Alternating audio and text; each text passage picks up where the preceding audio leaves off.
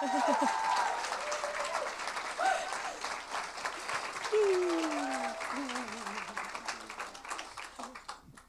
guys, what's up? Hey, how are you? Hey. Is everyone good? Thank you, thank you. And also, just before we start, thank you so much, To, for doing this. I'm so excited to be here. Thank you. I have a lot of questions for you. Cool. I think we're going to veer off heavily because we like to talk, both of us. Yep. But I want to get right into it. Sure. Oh, wait, before we get right into it, there's going to be a Q&A with Rita after we go through my questions. That feel good for you? A Q&A with you guys, I mean. Yeah. All right, good.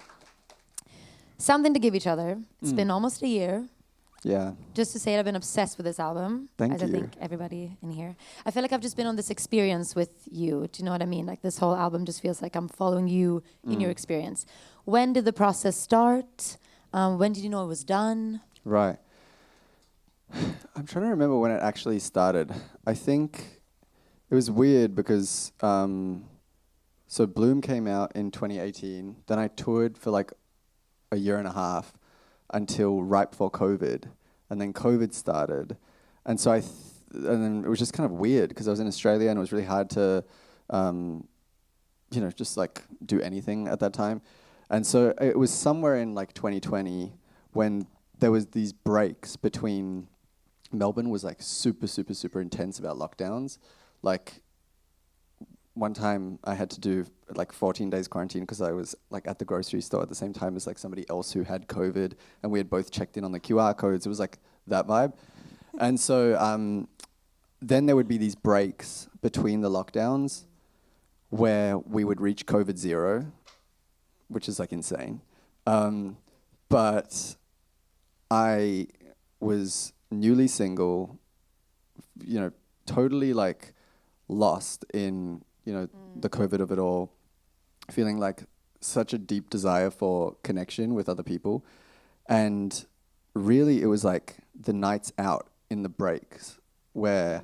So then everything would open up. Like everything would open up completely. Wow. And the whole city would like come to life. What a mind fuck. Just it going was back and so forth. crazy. Like that, yeah. No, and then like, I'm already going off topic, but like when we filmed the AD tour of my house in Melbourne, that day, at the end of the video, I'm like, gotta go, guys, we're going into a COVID lockdown.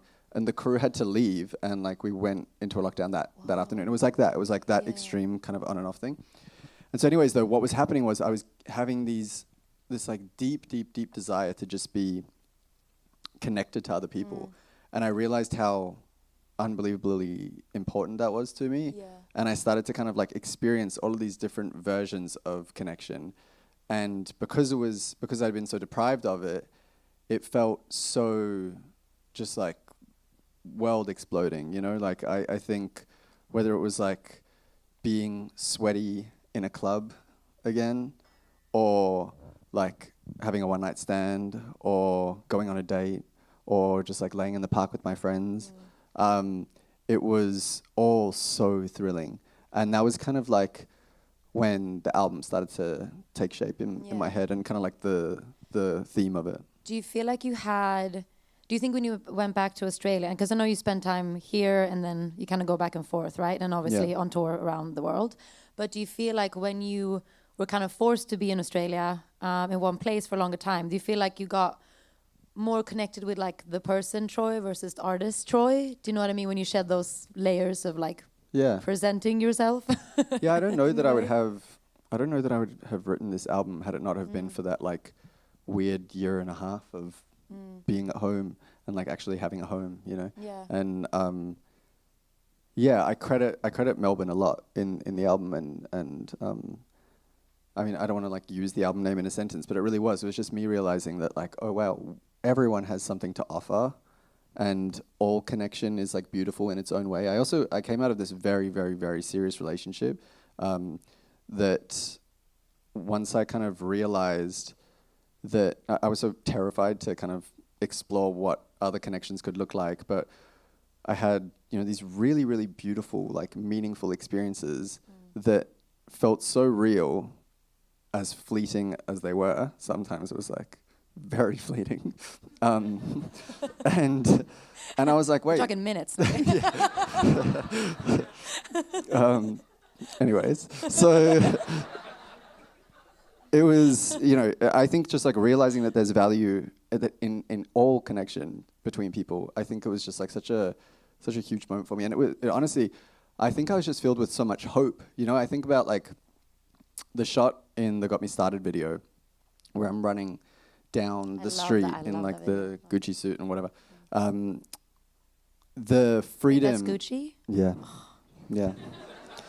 The freedom that I think that moment captures, that's like one of my favorite moments in the whole kind of visual world of this campaign. That's exactly how it felt. Like I just felt like I was barreling through the world, encountering all of these different people and all of these different experiences, and I felt so like hopeful. Yeah. And it was really beautiful, and that was kind of like the starting point for everything. I feel like you feel that through the whole album, that there's this like appreciation for connection and love, and like I say, fleeting, however fleeting. And I think that's something that's so interesting, that we put like such value in like a timestamp on love, like even if it's short or long, and if a relationship ends after 5 years or 2 years or 1 year, it's still something that really mattered and can be special even if it ended. Completely. And I think that's like hard to do mentally. And I think, when you go through a heartbreak, you're like, well, that was a waste of time or something. Yeah, but it's not. It never is. No, I think you learn that like many things can be true at once, and like a relationship can be imperfect while also still being real. And like one kind of dark spot doesn't negate all of the light spots that you had, and it's just kind of, it's like all of the it all kind of adds up to something. Maybe you feel like that's like you got to kind of zoom out of it all a little bit, and meanwhile also be very much like feeling it all for the first time again a little bit after all that, like after your relationship and the lockdown. Yeah. Kind of. I think also not being able to like run from it and having to confront it, because I think like when you're traveling and stuff like that, as much as I was, it's very easy to just stay busy and kind of like push it away. Yeah. And I think, kind of having the time to think was uncomfortable, but then on the other side, I felt really good. Amazing. Okay, wait, let's get back on track. Already? I love this. So we'll get into all of our songwriting process, but let's talk about the first single, Rush, who got you 2 Grammy noms and a bunch of other beautiful nominations and awards. Thank you. Yes. What made you choose this as the first single? Was it the first one you wrote? Who did you write it with? What was the process like? Yeah, so this was actually one of the last songs that we wrote for the album, if not the last. Wow. Basically, the way that I was approaching the album making process was, before I even started, I knew that I wanted it to be 10 songs. And I feel like... You planned that out, like this is the body work I wanted to... Yeah, I just love like a 10-track album. I think it's so cute, and I love it. Cute and tight, yeah. Yeah, and I think you've got to be really confident in what you're... it's not a lot of real estate to say you've got this like limited amount of space to kind of concisely say, confidently say what you're trying to say. And so I was like, okay, cool challenge, 10 tracks. And then from there, I feel like every album so far, I've had a few songs, maybe 2 or 3 on the album where I'm like, wow, this is like, this captures the feeling. I think it's like, as a songwriter, when the lyric, the melody, the production, the story, when they all work in tandem or sometimes work against each other perfectly, you can, rather than you telling someone how you're feeling, you just show them that you can make them feel it, and that's the thing that I'm like constantly striving for, is like bottling a feeling, and my favorite songs always do that. I was actually thinking about Glad He's Gone is one of those songs that does that for me. Thank the chorus just has like this feeling that I don't know. Anyways, so... I appreciate that. Of course. So, yeah, I knew that there was these feelings that I needed to capture. And one of them was this feeling that I was just talking about before, which was the sweaty on the dance floor. The air is so thick, you can hardly breathe. You can hardly hear because the music is so loud. And you're surrounded by people, but you can also have this really like insular moment. One of my favorite things is closing my eyes and feeling the light on my eyelids, you know, and just like zoning out. Partying had become almost like a spiritual experience for me. And that feeling I didn't have on the album yet. Like I didn't have that song that made you want to just like have that absolute, like slap you across the face from the first seconds it starts. Did you go into the studio, like, here's the feeling I want us to portray today? Yes, we tried so many times to get something that felt like that. And we couldn't do it. I don't know why. It was just like, it was really hard. Because it needs to be a level of like unhingedness, right? Even in the production, that's why I love the gang vocal in the chorus. It makes it so powerful. It's really that. Well, that's the thing that I think I learned about dance music, because I'd never really made like dance music like that before, you know? And I think the thing that I learned is that dance music feels good. It has to feel good at like every layer of it. Like I'll go through the stems of Rush and I will solo just the drums or just the chant and like get chills and immediately want to start dancing, you know, like want to take off my shirt and start dancing, or the bass line or whatever, you know. So it's like, okay, so it's about, you have to be so careful with it, you know. Way less layers. Way less. There's no like, those just like sound mats, I like to call them. They're just like kind of like walls that are just filling the space. No, you lose it then, you know. And it's like one of my favorite things now playing Rush live is we drag out the intro and we do the drum loop for like so long, and then we just add a little bit of the bass line and we add a little bit of the chant, and it's like you can feel the crowd kind of like feeling the same way that I felt when we were making it in the studio. And so the process though was, I was nearing the end of the album and I was like, we don't have that thing yet. So That's amazing you knew that though, because that's can be sometimes be hard when you're in it to have that distance to your own. I didn't have anything that made me want to like go as feral as I had been going. You always need the feral one. Yeah, exactly. So I put on Instagram, I was like, does anyone have any tracks laying around?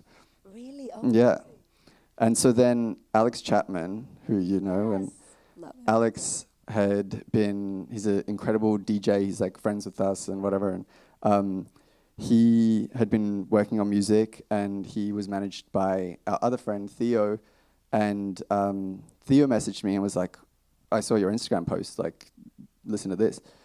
And I was lying in bed. It was like, because I was in Australia, so the time zone meant that I woke up to it. I put it next to my ear, and first of all, it was fucking loud. So I was like, because it started with the chant and like the drums and everything like that. But the chant was in there and the drums were in there. And I think the pre-chorus was in there as well. And I like sat up out of bed and I was like, why is this so hot? Like immediately it was giving me the feeling that I wanted. Yeah, exactly. And so then I texted it to Leland, who's like my closest collaborator, who I've been working with for like a decade at this point, and we're best friends. And I was like, Theo just texted me this. Am I insane, or is there like something really, really special about this? He called me on FaceTime. He's like, you're not crazy. So I went into the studio with Styles Fuego in Melbourne, and we wrote, you know, everything around it. We changed a bunch of lyrics and whatever, and wrote the verses and stuff. And then by the end of the day, we had like a verse, pre-chorus, and chorus of Rush. And then the second verse, we ripped this rap verse and like put it in, and just to kind of like as a placeholder thing. And then I went away with my sister and her friends, who are like 3 years younger than me, much cooler than me. And they kind of like live and breathe the culture that I was sort of dipping into, like this Melbourne nightlife thing. That's like their whole world. And we went away, and Sage was like, can you please play the song, my sister? And so I played it, and everyone like got up immediately. They were singing the chorus by the end of the song, by the first listen, you know.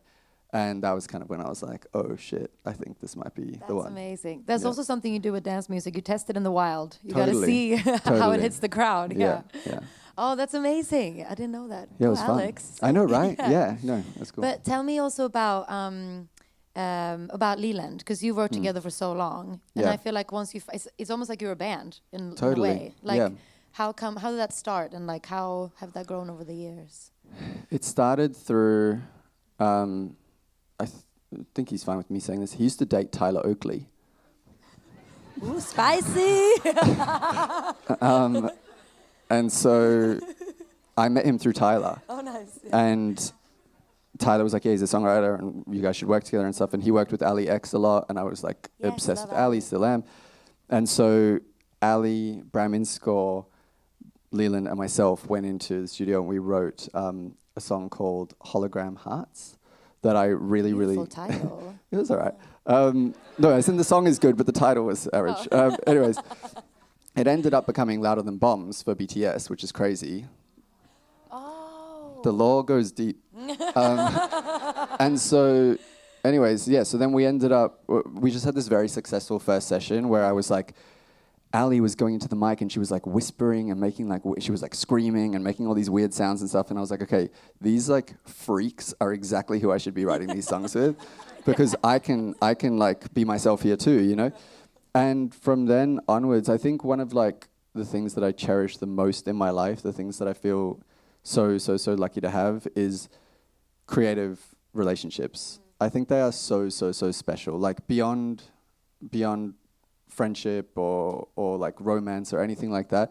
I think when you can connect creatively with someone, it's such a special feeling. And so having these like long relationships that I really cherish, whether it's like Leland or Oscar Gores or Charlie, like these are people that are family to me because you have that thing where you can bounce back and forth, and that's like ultimately what I'm so addicted to. That's like my favorite thing in the entire world. And so once I, found it in him, he's, now my best friend. And there's like nothing that he doesn't know about me, and we continue to kind of like push each other and grow with each other. And in my like dream world, we'll be 80 years old writing slutty pop songs together still. Yeah. Please do. Yeah. I also wonder if, because, I think there's a lot of artists, and there's nothing wrong with that, but they will switch out people depending on what they want the next album or next era to be, and they want to switch everything out, make something new. But I don't know, I think I really value growing with someone, the way you're saying, and kind of like you can dare to suck in front of each other because you're comfortable in front of each other. You can be more honest. You're not worried about hurting their feelings or, Yeah. And I think that really, like, well, also, I think matters. the cool thing about it is like, so for example, on this album, Rush was basically a new team, but with Leland. And Styles Fuego, who I'd worked with a bunch. And then got me started was Ian Kirkpatrick, who I'd like worked with a bit, but it was also new on this album. Yeah. And so Oscar Gores, who's like kind of the sort of main producer on this album, he wasn't in the first two singles. And then we end up writing One of Your Girls, which was like the centerpiece of the album to me from day one kind of thing. And really was kind of like the heart of the album in the middle of it.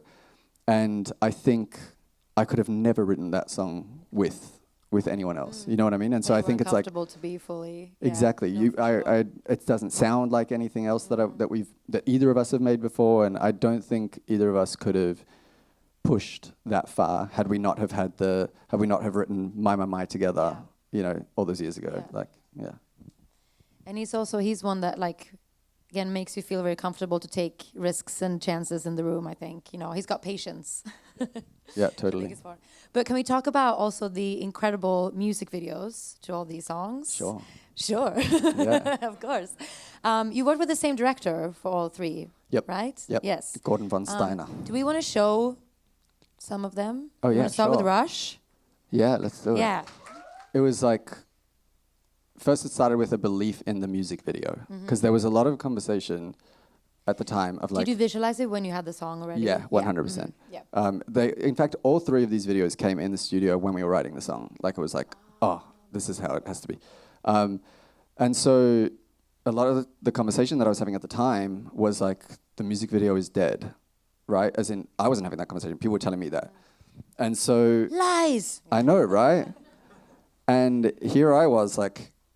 idolizing these like visual artists as a kid who the video was such a huge part of the story, it's like Britney or Janet or like Madonna, like these are the people that I grew up like queening out over, and so I wanted, like, it was like I wanted to do that, and then I think with Rush specifically, Gordon, who directed the videos, he loves to party as much as I do, I think. And he got it, obviously. And I was like, let's not hold back.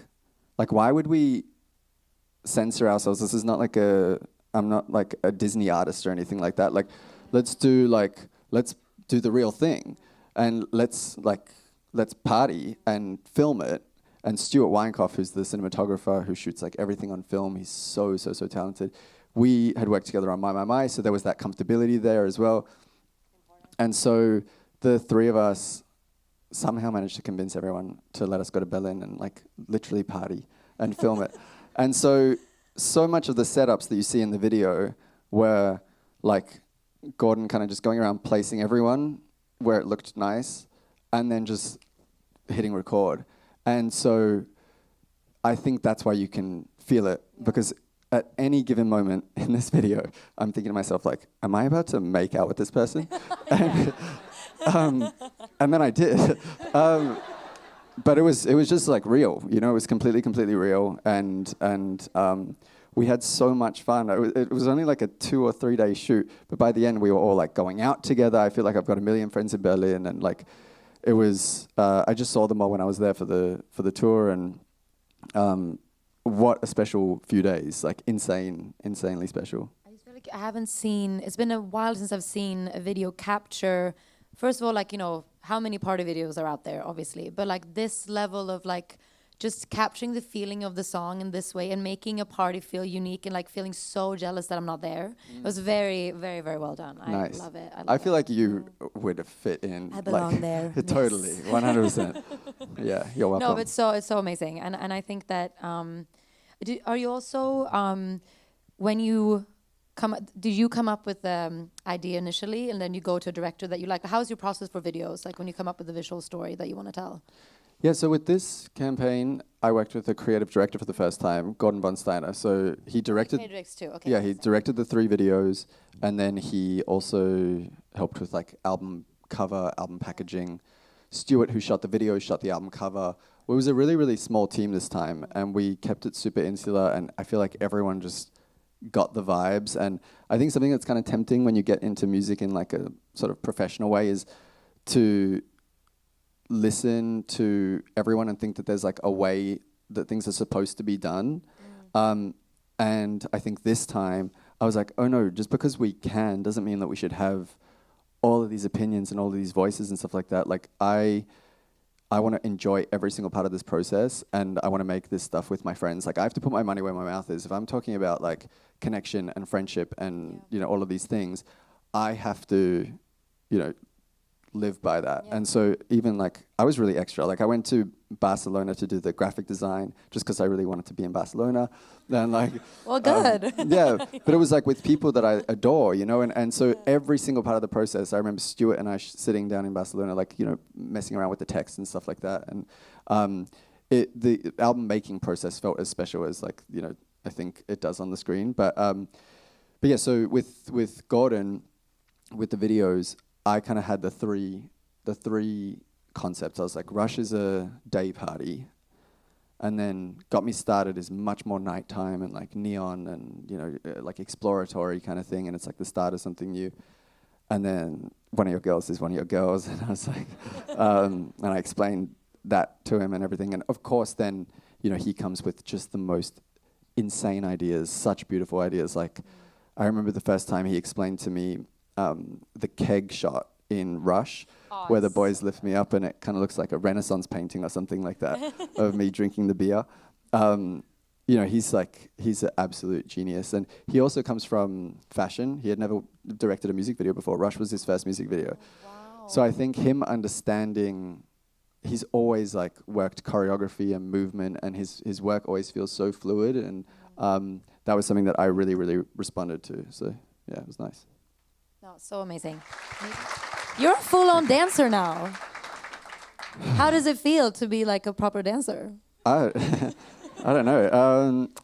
You know what's crazy about dancing for me is it was like such a it holds a lot of tension for me. Like when I was a kid, I had like all of this internalized homophobia, and so I used to be like, boys who dance are gay, like blah blah blah blah. And so I didn't want I didn't want anything to do with it, even though I secretly wanted everything to do with it.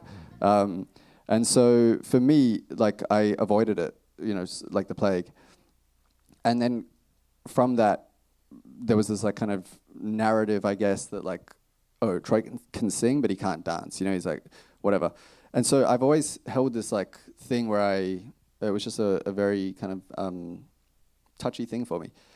And so then though, when it came to the album, when the album was done, I just like, something about this album, this album like kind of like theoretically, I was thinking about pop music and the power of pop music bringing people together and how it can do that. And considering the themes in the album, I was like, no, you know, pop, the idea of crowds of people, it doesn't matter what language they speak, them all kind of like singing along and big crowds. And again, with the COVID thing, it was like, I was thinking about big groups of people and I was thinking so much about pop.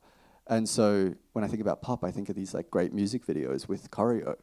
And I knew that I wanted to do it and I was so scared, but I just felt like I owed it to like my baby self to be like, go make the video in Bangkok and dance on the roof, do the choreo on the roof with like 20 dancers, you know, if you can. And but the cool thing was that after Rush had come out and the video kind of really like set the campaign off in a way that like we hadn't really experienced before, the label was like, yep, go do it. So made your mark with that yeah, one. exactly. It's like, yeah. So it was much easier to make, I think, the second and third videos. But yeah, so I mean, I started basically like the first time I'd ever done choreo was when I walked into the Rush rehearsals in Berlin with Sergio, our like incredible choreographer. And you're so nervous. Maura, I was so nervous, and I was like trying to make them comfortable with how shit I was about to be. So I was like, guys, it is okay to laugh. Like, please, just like do it, like get it out of the way now, kind of thing. And I don't know how they held it together actually, because I watched back the videos and I was so bad. But somehow, you know, within like 2 days, I started to relax, and through their guidance, really, you know, it's like the same way that I feel like Swedish songwriters have like raised me as a songwriter and shown so much like patience and compassion and care and everything like that. Having Sergio and Moro like raise me as a dancer now has been, their approach is so just lovely, you know, and I felt really comfortable. And so then, you know, once we did Rush, I was like, okay, I want to go a little further. And with Got Me Started, it was like the choreo was so much more meaty, and then, you know, we did choreo for One of Your Girls, and then tour was like a super stress for me because I was like, I have to do it in front of people now, and like you can't you can't cut if you mess up or whatever. Wait, let's start over. Let's start over. No. Fully. Yeah. And I have to sing at the same time and like all that. So, but I love it. Like I really love it. I mean, I saw you in Stockholm. I thought you were amazing. Thank you. Jaw dropped. It was Thank so you. good. Yeah. Thanks so much. So sensual, so effortless. It's beautiful. Thanks. It's now, I mean, I like kind of crave it. You know how people get like annoying about if they start running or something, they're like, yeah, I crave it. But like, honestly, me with dancing, I do. Do you feel, this is pivoting a little from music, but do you feel like you have a better relationship with your body since you started dancing? Because I feel like when I started working with the choreographer too, like I don't really do choreo on stage properly, but I feel like just working with someone like showing me how to express my feelings with my body, or like be, you know, totally. I feel this like new love for my body. Completely. And first of all, you can really dance. I know. No, I can dance. I just don't do a lot of choreo. But I can dance now too. No, but yeah, definitely. And I think also just like an appreciation for like my body being able to do what I want it to do, you know, like, I don't know, or just like, as I've been doing it more and more and more, it used to be that thing of like, why, now I can kind of see someone do something and be like, oh, I know how that would feel to do that. You know what I mean? So just like you start to pick things up a little bit quicker.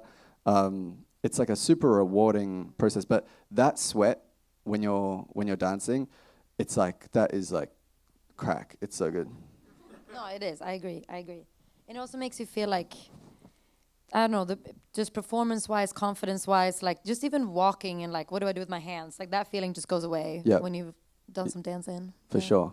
And I learned little things like if you ever want to walk really, really slowly on stage and look hot and like dramatic, like turning your feet outwards for balance, you know, like little things that then I would catch myself, you know, by the 10th show, it's not even a slow walk, but I'm like, my feet are fully out, and I'm like, wow, cool. Like, you know, I think you learn, and it's been a joy. It's also so nice to find things that, like new hobbies, you know, to find something as a 28-year-old that I love so much, has been really lovely. And it's like another place outside of the stage where you can't think of anything else. Like when you're rehearsing, when you're in the rehearsal space, like your only focus is on the movements and the music, and yeah. Half the time, my brain is definitely like, fuck, the whole time. But, yeah. Okay, wait, we should also actually watch a little bit of one of your girls. Because we have to. Sure. And I want to hear how it was to film this in as a woman and a man. Yeah. Thank you very much. Thank you. I feel like you got your Britney moment. Sorry, what? You got your Britney moment that you used to dream of as a kid. Totally. No, yeah, that was definitely like a lot of that was very deep-seated for me. So it was super nice. Yeah. Cathartic. For sure. Yeah. I think the lyrics in this song also are incredible. Thank you. And I feel like there's such a clear message and what you're saying without actually saying it fully out, you know? Yeah. Has anyone hit you up and been like, is this song about me? Actually, the guy who it is about, he fully knows. Okay. Yeah, he knows. But we've always had kind of like a jokey relationship about, like, that song started with him kind of like, you know, we would just like flirt, and it was always fun and just like chill and whatever. And we both thought it was funny, kind of. And then he was like, yeah, sometimes I just feel a little gay. And I was like, okay, well. Don't we all? Exactly. But I said to him, I was like, okay, well, let me know if you're feeling gay on Saturday night, because I'm like free. And so that was really the starting point. And so there was always like a little bit of humor and a little bit of tongue in cheek. And I that's kind of where the lyric came from, where it was like, I'll be like one of your girls or your homies. Like, it'll be chill. Like, I'll just be like one of the girls, or like, you know, like your bro on the couch with you, making out with you. I don't know, like it would be fine. And so but then I think the moment where that song really like comes together for me is when it changes from "Give me a call if you ever get lonely, I'll be like one of your girls," to "Give me a call if you ever get desperate, I'll be like one of your girls." Because then all of a sudden the humor is like sucked out of the room, and it reflects, I think, on the real life kind of like ramifications of how it feels sometimes, you know what I mean, and how that situation or other situations like it can feel, and like, you know, you throwing yourself at someone who maybe can't give you all that, you know, you want, or all that you deserve. And so it was just like I was really, really proud of the song, and I just wanted to kind of capture all of it. I was like, I have to give the fantasy. I have to try and like win this guy over. Like, it can't. That's why even in the makeup and stuff like that, we tried to make sure that it wasn't too like drag queen. Like, I didn't have big, you know, like drawn on brows or like a tricksy eye or something like that. You know, it was like Womana, you know? Yeah. And so that was the goal. Yeah. And then though, I think, you know, towards the end of the video, you can kind of see the cracks in her, and that, like, you know, she's not real. And so, yeah, it was a really, really like special day. And again, I think working with friends, you know, by that time we had made Rush, we had made Got Me Started. Now it's Gordon Stewart and myself in a studio in New York. It's like peaceful and quiet, and we just got to like, you know, create together. Explore together. And exactly. And I think the comfortability allows like authenticity. And then also shout out to Ross Lynch for totally, right? Because I was really nervous about that part, you know, like I was like, I have a really, really wild idea. I need you to like hear me out for a second. And he was just like, bro, yes, 100%. And so, you know, he's so confident and relaxed in himself, and just like totally self-assured, and such a like ham as well, just like so down to do whatever. And that also, I think, allowed for just like a really fun free experience. But it's hilarious, like him. I was again trying to make other people comfortable, but I'm like, okay, how am I gonna make Ross super just like relaxed about this? I'm gonna be his like bro. So I go up to him. I'm pretty sure I like fully dabbed him up, and I'm like in full drag, and yeah, it was a Sup, bro? literally. I'm like talking all deep, but yeah, he's incredible. He's awesome. No, it's just such an incredible. It's such a simple video when you look at just like the setup and everything, but it's so captivating. Like both, like all of you is so captivating. Yeah. Thank you. It's beautiful. No, very beautiful song, beautiful video. Very Thank you so much. Applause, I think. Thank you. Thanks. I don't know who I like more, which shows that I'm bi, so that's good. Okay, wait. Let's talk about a few more of the songs on the record. There's so many other beautiful songs. One of my favorites is "Can't Go Back, Baby." Oh wow! Which I find so heartbreaking and gorgeous, and I feel like it's also a very honest way to describe when you're both fucking up. When it's like we're both in this destructive thing, and like kind of what you were talking about before, the sort of I'm scared to try another love because what about like this is probably as good as it gets, but is it that kind of feeling? Where were you when you wrote that song? Oh yeah, that one was like. If you want to talk about it. No, it's fine. I dreaded writing that one because I was like, I know that I need to write this like for my own sanity and I just like I knew that I had it in me still to to get off my chest kind of thing, and so then I wrote it, and then I didn't record it for ages because I was like, that sounds like absolute hell, going in and recording this vocal and stuff. But ultimately, I'm so happy that it exists because I think it just like really, really perfectly captures that situation and just like, it's that moment where you're like, damn, things will never be the same as they were. Yeah. You can't go back. You know what I mean? Like, I can't, you can't, and it's just like, I guess accepting this new kind of like reality and that things have changed. It can be tough, but yeah, it was that. Yeah. Well, it's really beautiful as well. Thank you. Another one that I love is "What's the Time Where You Are?" Oh, nice. A quick little like sonical question. There's like a few samples of people talking. Yeah. Where is that from? Instagram. It is? Yeah. Half of my album sounds like it came from Instagram, but no, it was. I put on my story. I was like, "Can you guys send me voice notes of you saying last night was fucking crazy in like whatever language you speak or whatever accent you have. I want all of it," kind of thing. And I got so many, and I was like screen recording them. And one of them actually is the Troye baby thing that now is like my tag. I'm like using it in every song basically that I ever do. And yeah, it was just people. And I loved, because again, thematically, I was so obsessed with feeling like the connection of the planet, and I felt so connected to like everyone, and I was traveling so much, and I was like in Barcelona and, doing all of these things and writing the album in like Stockholm and I don't know. And so I wanted everyone to know that this album was for them. You know what I mean? Like it's truly it's for the collective, everyone. And so I wanted to kind of like bring that in, and like global pop was the thing that I talked about quite a bit. Yeah.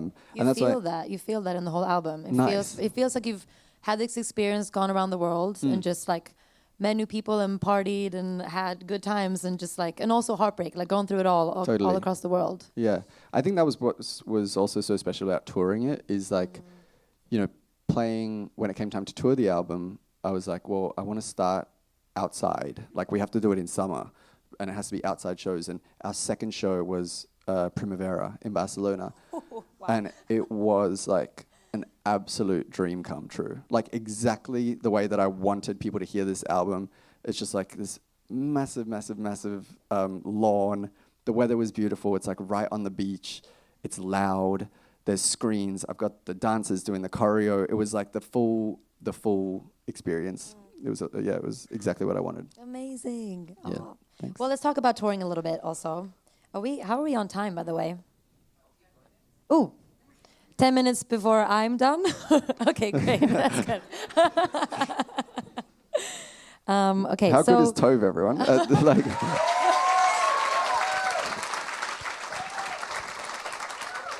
It's my first time moderating. I'm very, very excited. I'm going to do this more, I think, in my future. Slay. Okay, well, so you just finished the Europe leg, right, of Something to Give Each Other, the tour, and now you're about to go on tour with Charlie XCX. Yes. For Sweat. What is your, like, tour tricks? Like, how do you stay sane, stay healthy? How do you, like, prepare for it? How much do you rehearse? Do you have a band? Like, give me all of it. Well, I know you have a band, but... So this time around, I just way over-prepared because I was so nervous about, again, like the choreo and everything. I was like, oh, this has to be the big pop show that I want it to be. So way over-prepare. And then as far as like, knock on wood, I did not get sick this tour. And that was my first tour that I didn't get sick. And it's because I think I am like happier in general, I think. I don't know. That matters, Yeah, because I used to be like full bubble boy. Thank you.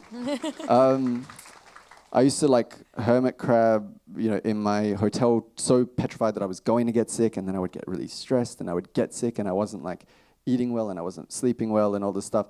And now I'm like, again, we're playing outside. Like the sun is on my face as I'm singing these songs to crowds of people. It's like everything just felt so aligned with me and what I was like experiencing, and it just felt really, really right. And so I had my best friend on tour. I had 6 incredible dancers who I love, 2 band who I'm like obsessed with, and it was just like a very special experience. And now I think one of the reasons why Charlie and I want to do it together is because touring can be quite unsettling as far as like the lifestyle goes. The best part of the day is when you do the show, and then the rest of the day is like you're traveling and you're at like airports and you're trying to not get sick and you're warming up and you're... And the adrenaline like pre-show is just humming. Exactly. And so you can't really focus on anything else or do anything else. It's a really like strange feeling. It's a really, really kind of surreal experience. And the fact that it also lasts so long sometimes, like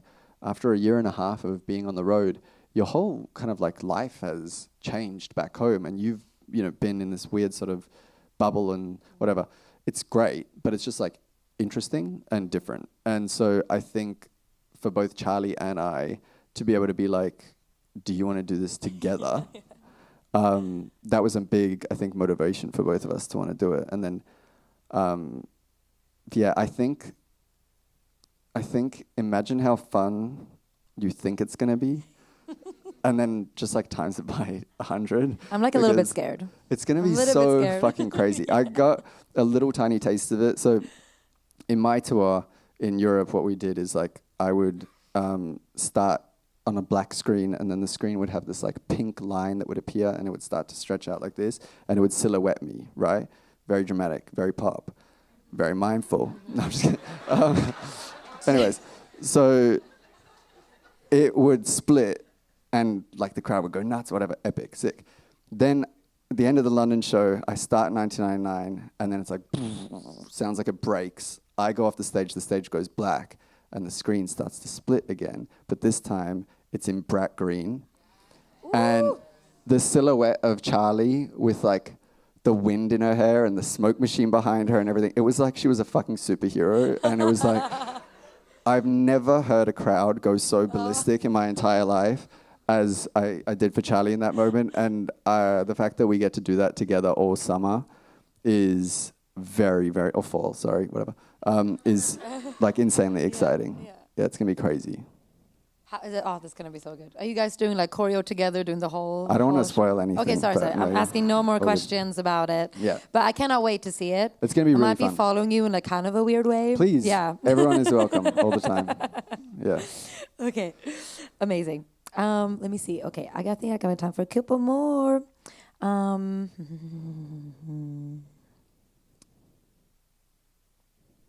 Doesn't the orange light mean one more question? Sorry. Sorry, yes. Okay, one more question. Is that orange or is that green? Okay, I'm sorry. I'm just choosing which one I want to ask you. Okay, actually, I'm going to say this. You got incredible fans. I do. Yes. Yeah. A lot of them have been with you for a very long time. How do you stay connected? And do you feel like now that your fan base have grown with this album a lot, do you feel like your immediate fans are really like, are they the ones you are, I mean, I know you're making the music, for you and what you're going through, but like when you think about, you say the visual message you want to give out and the story and everything, is it usually to like those that have been with you for a long time, or are you kind of thinking about a broader sort of world? Does that make sense? Yeah. Definitely both. I think like I started online when I was 12. So I'm 29 now.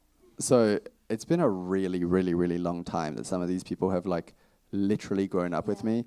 And I think you've had direct communication with a lot of them, I'm sure, for so long. Totally. Yeah.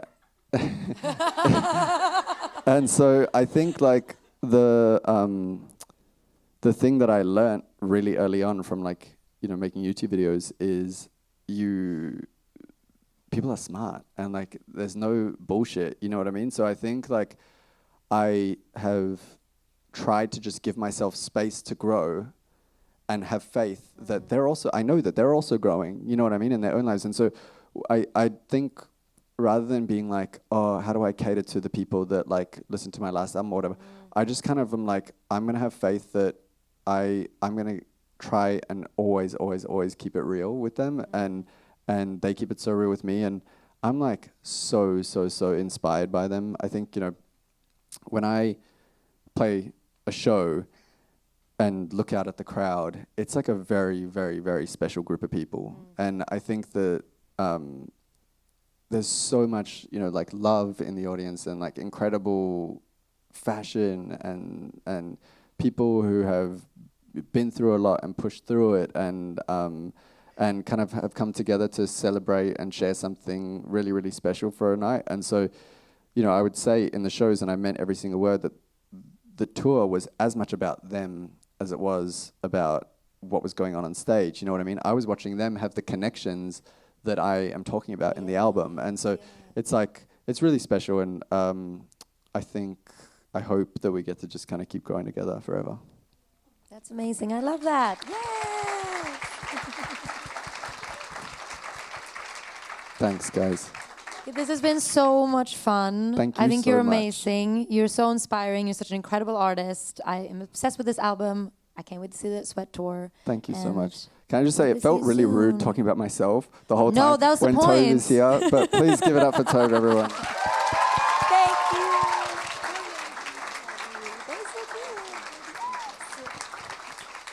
Thank you so much. Bye, everyone. Thank you, Tove. Bye, Tove.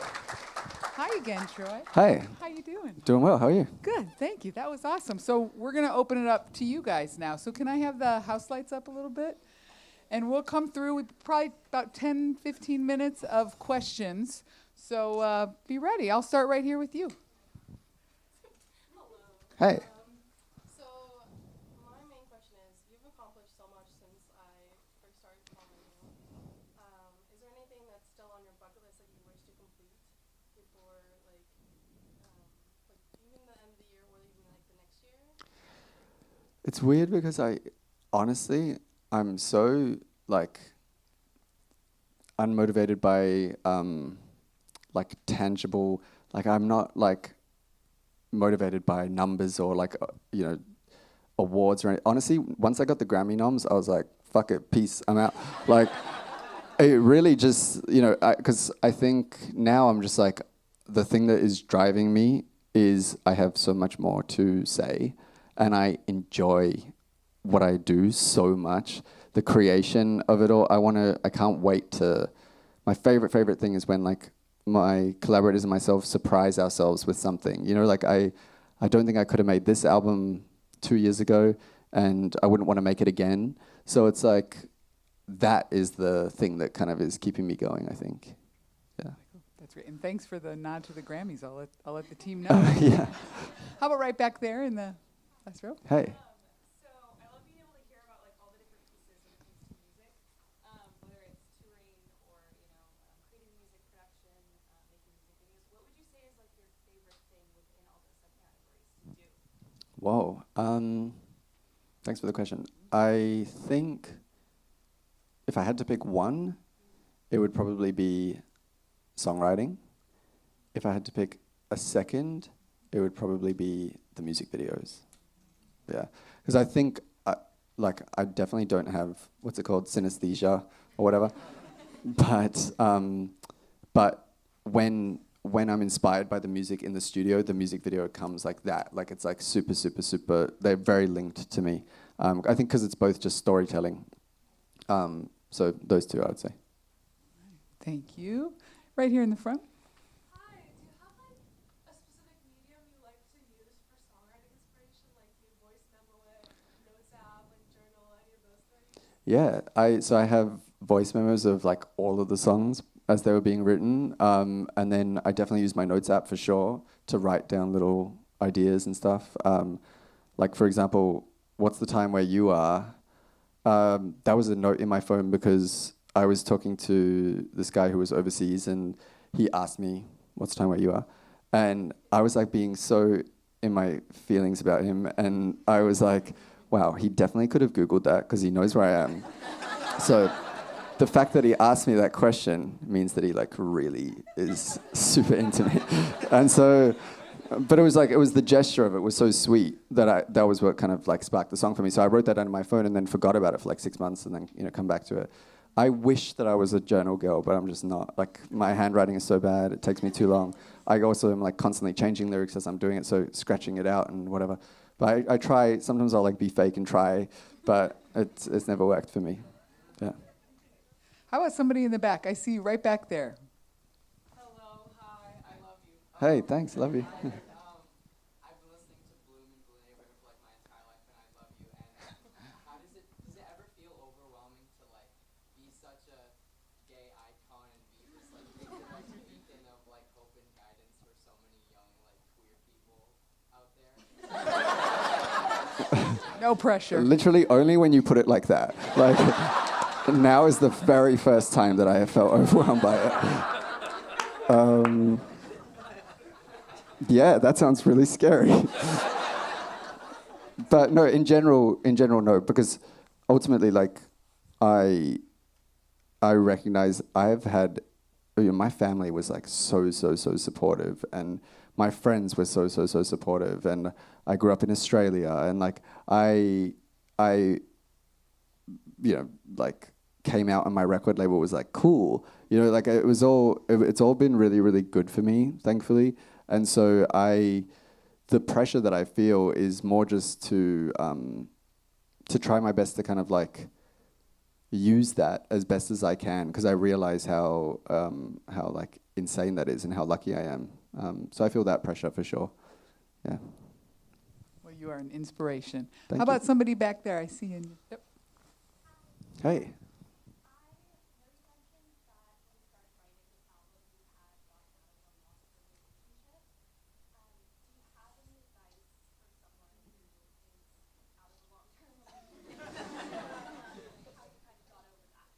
Are you asking for a friend or?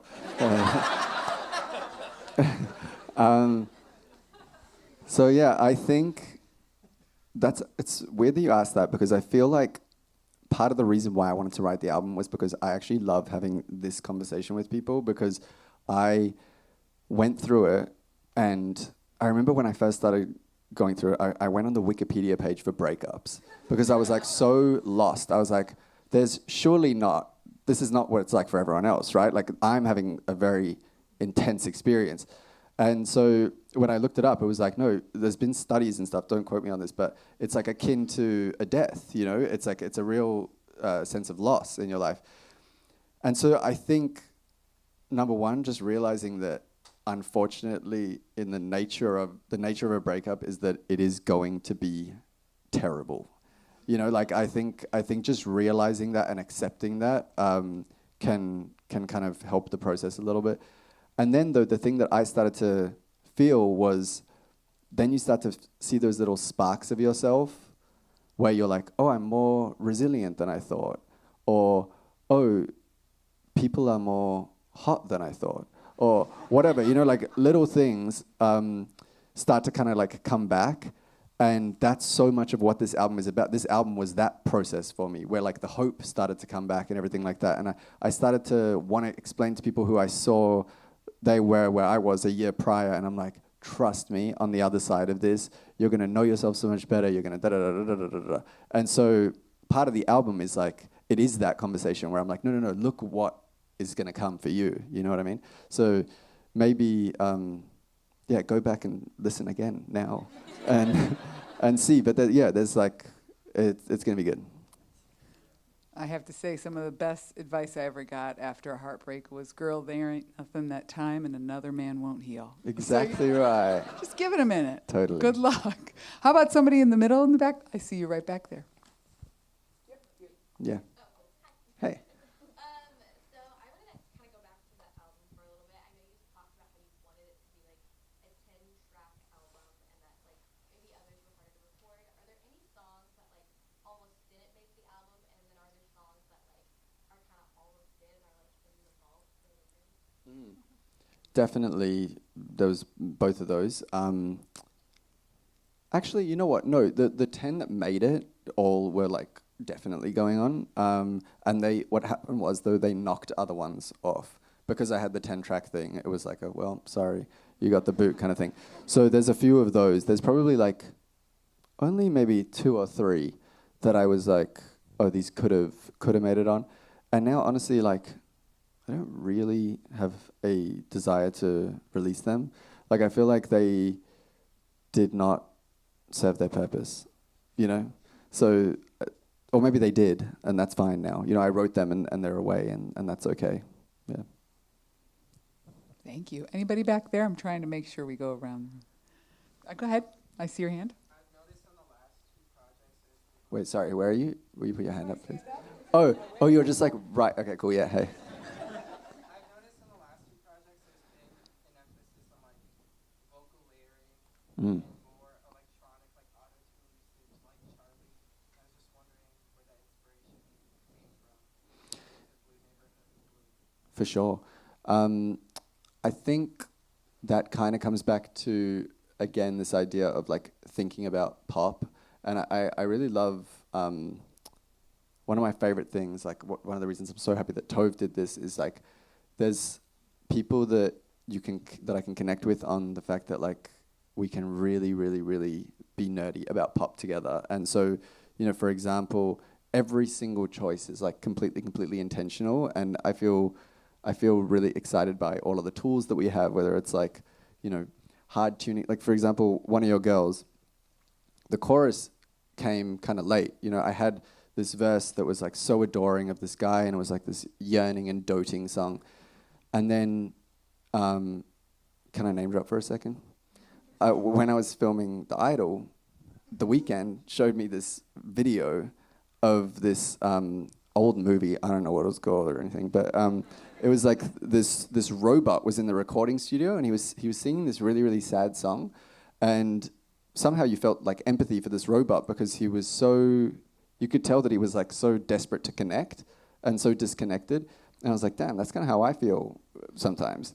And so immediately then I was like, oh, the chorus for One of Your Girls has to have this like this disconnect in it, and it has to sound like me, but also not sound like me. And so then, you know, for that chorus, it's like I'm layered in with, also we use the vocoder on my voice, and you know, just to kind of, again, always striving to kind of create a full feeling, not just kind of tell a story, but really, really create it in someone. And so, so yeah, I love doing that kind of stuff. And then, of course, like Janet and her like slinky, beautiful, tight background vocals, I just like melt as a listener.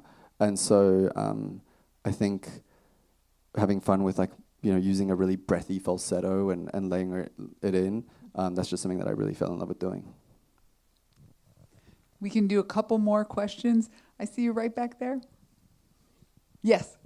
Can you talk a little bit about how you were credited with discovering Chapel? Sure. So,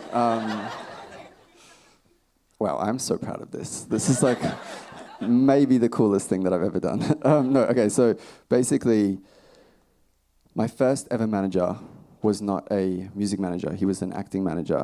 And that's how I kind of got into acting when I first started, was because he was like, I don't really know what to do with you as a singer. But anyway, so then once I started to sing on YouTube and stuff like that, he started to kind of like look for more musicians. And I have no idea how he found her. Kaylee Rose from Missouri. She just had this like incredible voice. And he sent her song called Die Young to me. And he was like, hey, I think I'm about to sign this, like, I think she was like 14 or something. I have no idea. I think I'm about to sign this girl. And I was just like completely blown away. Could not believe her vocal ability. I was just like, she's unbelievable. And so I freaked out. And at that time, I had already been making YouTube videos and stuff. So I kind of had like a bit of an online audience. And I became possessed by her. And I was just like, let's blow Kaylee up or whatever. I was like tweeting about her and stuff like that. And I mean, it didn't do anything at the time, but now I can claim it, maybe? I don't know. I guess it kind of worked 10 years, 15 years later, whatever it's been. But no, I'm so happy for her. I think that like she is just, I mean, speaking about pop, I think the moment that we are in right now is so exciting. And what a exciting talent. I'm like so excited to watch where she ends up. Oh my God, I would die to. Yeah, of course. I would love to. Yeah. That's great. Well done.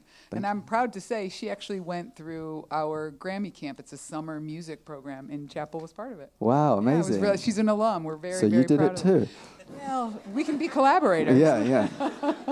Okay, I have time for one more question. I'm going to go right there in the green shirt. I was wondering if in your travels, you talked about like having a worldview with pop, if you've had any like strange connections with people like through music. I know for me, when the infamous Got Me Started SNL sketch happened. Oh, right, yeah. In college, someone from my like small town in Wisconsin, from my middle school, reached out to me and they were like, I saw Troye Sivan and I thought of you. Because I had like a scrapbook that I like gave to you at a concert when I was maybe like 13. Very, very nice. I'm just wondering, like, when you talk about a worldview of pop, is that more for fans or influences or both? Both, definitely. I think I was like, it was a little bit meta where I was like, I'm aware that I'm releasing a pop album, and so I like know that that people are going to hear this probably, and that I'm going to be playing shows and stuff like that. Like there was that awareness, but also it was so personal to just like what I was going through. I think like the craziest full circle moment of the whole thing was, so last story, but basically I had this one encounter with this guy who was the first kind of encounter that I had since I went through my breakup. And I was so kind of like petrified, and you know, I had all these ideas of what I thought like real intimacy was. And I was like, well, this is not going to be that, because how can it be? You know, I've been with my ex for 4 years and 4.5 years, whatever. And so I was like, this is not going to be anywhere nearly, you know, as like fulfilling. And so anyways, I'm like, sure, let's go for it. And we have this like night, and then he says to me, can I sleep over? And I was like so nervous because again, I hadn't done that. And I said yes. And he said to me, he was like, to me, this is like one of life's greatest pleasures. Like, I think just being able to, it's like, even if I never see you again, being able to kind of like connect like this for this, you know, moment is really, really special. And I found myself feeling so connected to him. Again, I never saw him again, right? It was just that one night kind of thing. But realizing how important that was, and how like kind of meaningful it was, set me on the path for the album. Anyways, a couple months ago, I'm in Melbourne, and I'm sitting at like a wine bar, and old mate is sitting right there. So he comes up to the table, we start talking, we're like having a laugh and stuff like that. And then he's like crashing a date with his friend, whatever, I don't know. Anyways, he comes and he sits at my table and we get talking. And I was like, can I tell you something really, really weird? You were like sort of the seed for the entire album. Like you kind of got me on this path. And he was like, wait, the craziest thing that I was not going to tell you, but now I will, is like, I'm going through a breakup right now, and the album is the thing that's like starting me. And so it was like full circle. And I think it was a really special moment for me. So, yeah. Amazing. Troye. Thank you, everyone, so much.